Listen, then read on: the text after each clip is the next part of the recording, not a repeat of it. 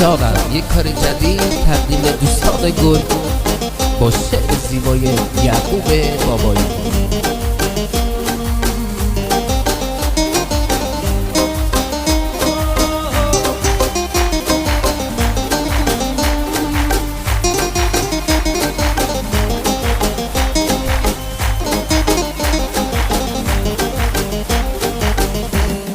عید تموم دنیا را به خاطر چشات زدم، با هر کی میل تو نبود را بدم و به کم زدم رو دست مجنونا با سگات خونه شدم، واسه به دست آوردنت عمر جوونیمو دادم، واسه به دست آوردنت عمر جوونیمو دادم.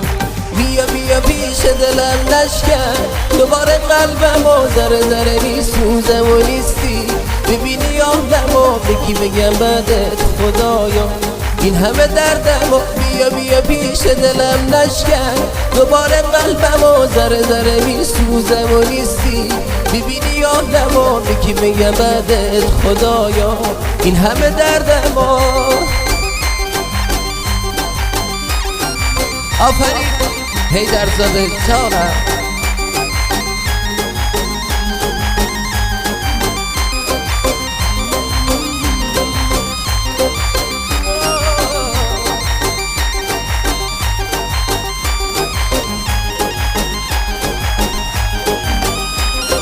عید تموم دنیا را به خاطر چشات زدم،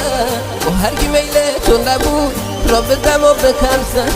زدم رو دست مجنونا با صحرا هم خونه شدم، واسه به دست آوردنت عمر جوونیمو دادم، واسه به دست آوردنت عمر جوونیمو دادم. بیا بیا پیش دلم نشکن دوباره قلبم و ذره ذره میسوزه و نیستی، ببینی آدم و بگی بگم بدت خدایا این همه دردم و بیا بیا پیش دلم نشکن دوباره قلبم و ذره ذره میسوزه و نیستی، ببینی آدم و بگی بگم بدت خدایا این همه دردم و